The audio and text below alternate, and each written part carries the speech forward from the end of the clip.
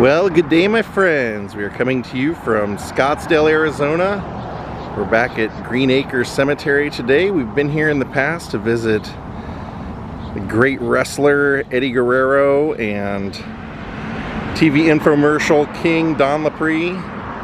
Today we're here to see another wrestling legend buried right beside Eddie Guerrero.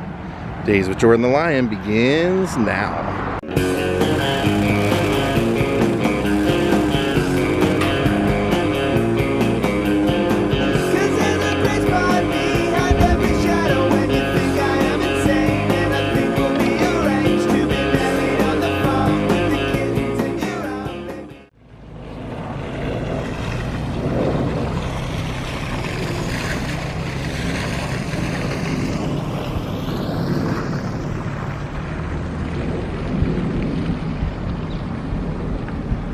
And everybody that I mentioned, they're all buried back in the same section as well. So you go all the way to the back. So you come all the way to the back and they have this very nice serene section back here that kind of has a nice gateway and kind of some Asian architecture here. And you'll look for the statue. There's a statue of a family right here. Nice family reading a book. And then Eddie Guerrero is actually right here. And who we came to visit is right here. So, if you're a wrestling fan, before there was Hulk Hogan with that blonde hair,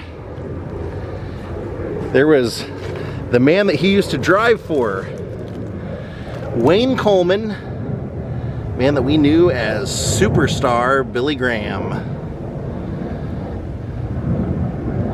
Yeah, honest to God, Hulk Hogan said he got his start by driving Superstar Billy Graham around the territories.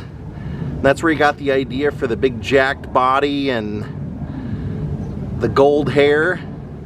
Billy Graham got into that when he was a teenager. He would see bodybuilders and decided he liked that look and he wanted to have that. So he started working on it when he was like 15 years old. And apparently his father was kind of abusive and got more abusive the bigger he got because he was intimidated by him. So one day he was whipping Wayne with the leather belt and Wayne ripped it right out of his hands. So it was kind of a changing of the guard, but he ended up winning a teenage bodybuilding championship title. Eventually found his way out to Los Angeles and would end up training with Frank Columbu and Arnold Schwarzenegger at Gold's Gym. Entered the World Strongman contest. Ended up hurting himself there, but he had just an absolutely amazing body. At one point when he first was out of school, he ended up getting signed by the Oakland Raiders. He never ended up playing, so he accepted a job for the Canadian Football League, and while he was up there, one of the football players told him that he moonlighted as a wrestler. And so Wayne Coleman was introduced to Stu Hart and started training with Stu Hart in the dungeon to get his start. If you know anything about Stu Hart was not child's play. That was maybe one of the toughest wrestling schools or wrestling experiences you could have, where the guy would literally take you down to his dungeon and put you in submission hold so that you would know not only how they worked but how they felt, and he would record people screaming in agony.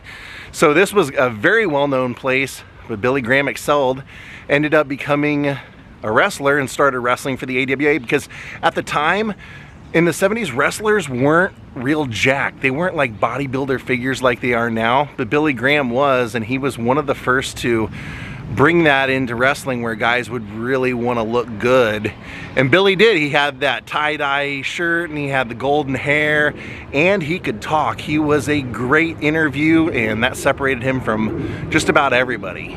I also should mention that ever since he was a young man, he was very devout. And actually when he changed his name to Billy Graham, it was for two reasons. It was For one, it was kind of an homage to the evangelist Billy Graham, because Wayne really did love Christ and was a practicing Christian, but he also did it because there was the Graham family of Florida, and so when they brought him in for an angle, they thought it would be good to have his last name Graham in case they ever wanted to do an angle or something like that, so it ended up sticking. It says, "I am my beloved's and my beloved is mine," Song of Solomon.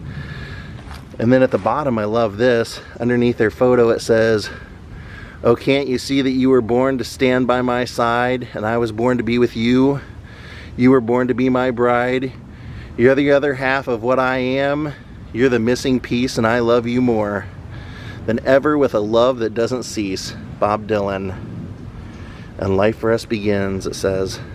He was so successful and looked so good that eventually WWWF, Vince McMahon Sr.'s company, came calling and wanted to bring Billy in. So he had a lot of great matches, and Bruno Sammartino was a longtime champion that people really loved. And so, it was very uncustomary at the time, they decided to make Superstar Billy Graham a long-term champion. So when he fought Bruno Sammartino, at the end of the match, he put his feet up on the ropes for extra leverage, and they never saw it, so he cheated a win and was champion for a little over a year. And then Vince decided he wanted to put it back on a babyface, and Billy Graham said, no, I can be a babyface, let me try.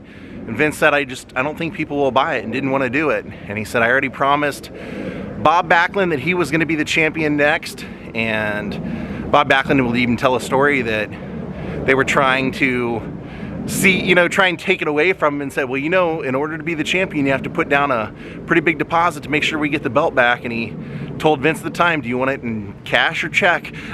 So they had their match, and unfortunately, that the way it was supposed to go, Billy lost, and Billy was pissed. I mean, because he had wrestled great matches as a champion. He had wrestled Dusty Rhodes, and he had this really great match with Harley Race. It was a 60-man Iron Man match, and they were putting the NWA Championship and the WWWF Championship on the line.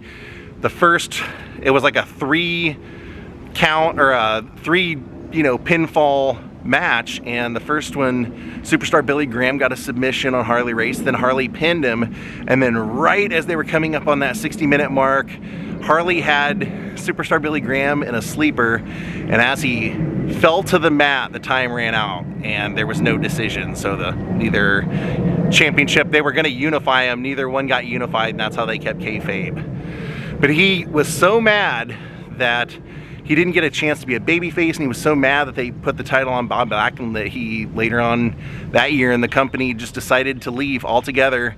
Worked for other organizations, back to AWA. He was, at one time, he was even out in California in the NWA with Roddy Piper during those years. And then he got a pretty good offer to go and wrestle in Japan, and so he went and wrestled in Japan for a long time. And then kind of made an enemy with Vince McMahon Jr. when all of a sudden people started coming out and accusing Vince of forcing them to take steroids and creating an unsafe work environment, and because of that, kind of hurt Billy's relationship with the company. It's crazy, I saw an interview with Billy where he said that he didn't normally lift like extremely heavy weight. He normally did just a lot of reps, but when he was a young man, when he was training with Frank Columbo and Arnold Schwarzenegger, I think the record at that time was like 610, and he lifted 605.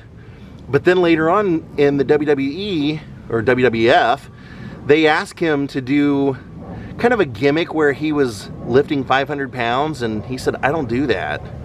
They said, well, how much can you lift? He said, I don't do heavy weights anymore, I just do a lot of reps. So they actually wanted to like dummy up, gimmick the weight so that it would look like more weight than it was. But he was just so disillusioned.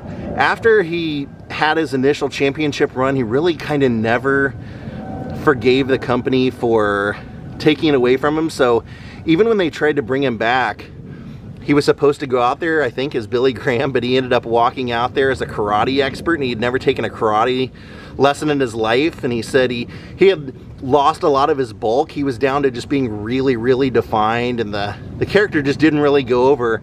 And he even admitted himself, I kind of did it intentionally to sabotage myself. I just felt like, I wasn't gonna bring the Billy Graham, superstar Billy Graham character in to lose, and I knew they weren't going to put the belt back on me, so I just wasn't even interested really. Now, he actually sued the WWE at one point when they were coming out accusing Vince of having people take steroids.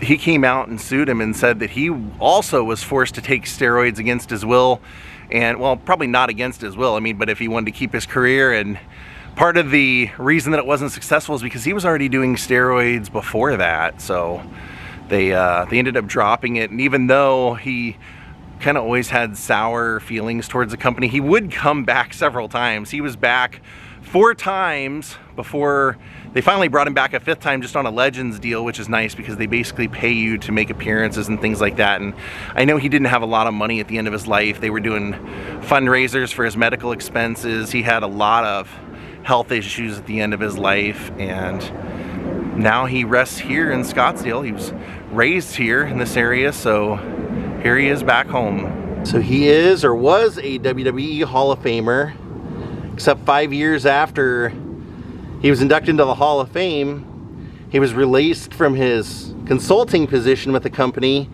Then he sold his Hall of Fame ring on eBay to pay for his medical bills. And then when Abdullah the Butcher got inducted into the Hall of Fame, he just requested that he completely be taken out of it altogether.